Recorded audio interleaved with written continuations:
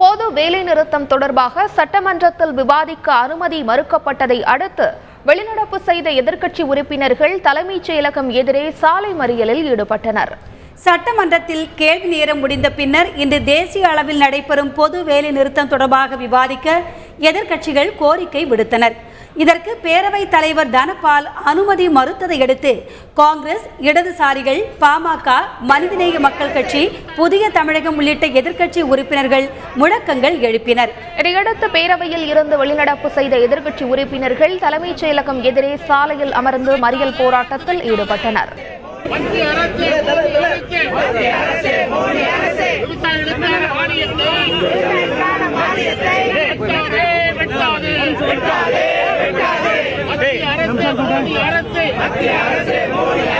அரசாங்கம் நிச்சயமாக சரியான பாதையில் செல்லவில்லை.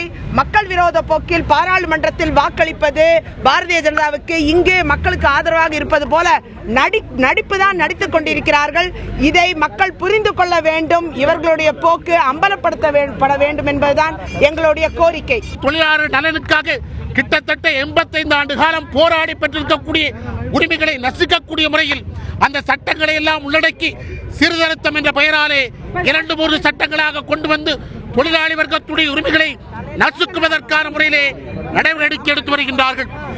இந்த வேலைநிறுத்த போராட்டத்தில் சட்டமன்ற உறுப்பினர்களாக இருக்கக்கூடிய இந்திய கம்யூனிஸ்ட் கட்சி, மார்க்சிஸ்ட் கம்யூனிஸ்ட் கட்சி, புதிய தமிழகம், இந்த காங்கிரஸ் கட்சி, மனிதநேய மக்கள் கட்சி ஆகிய சட்டமன்ற உறுப்பினர்கள், பாட்டாளி மக்கள் கட்சி ஆகிய கட்சியை சார்ந்தவர்கள் இணையதளம் வெளிநடப்பு சென்று எங்கள் எதிர்ப்பை காட்டியிருக்கின்றோம்.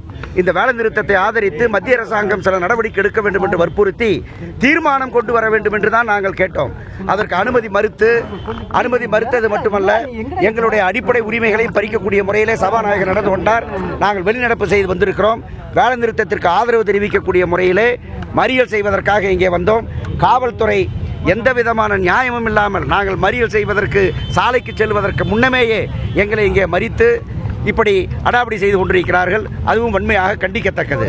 மக்கள் விரோத போக்கை கடைபிடிக்கக்கூடிய அந்த மத்திய அரசை கண்டித்து நடைபெறுகின்ற இந்த போராட்டத்திற்கு ஆதரவாக தமிழ்நாடு சட்டமன்றத்தில் தீர்மானம் நிறைவேற்ற வேண்டும் என்று இன்று புதிய தமிழகம், இந்திய கம்யூனிஸ்ட் மார்க்சிஸ்ட், அதே போல இந்திய கம்யூனிஸ்ட் கட்சி, பாட்டாளி மக்கள் கட்சி, காங்கிரஸ் உள்ளிட்ட உறுப்பினர்கள், திமுக உள்ள உறுப்பினர்கள் அனைவரும் எழுந்து கேட்டோம்.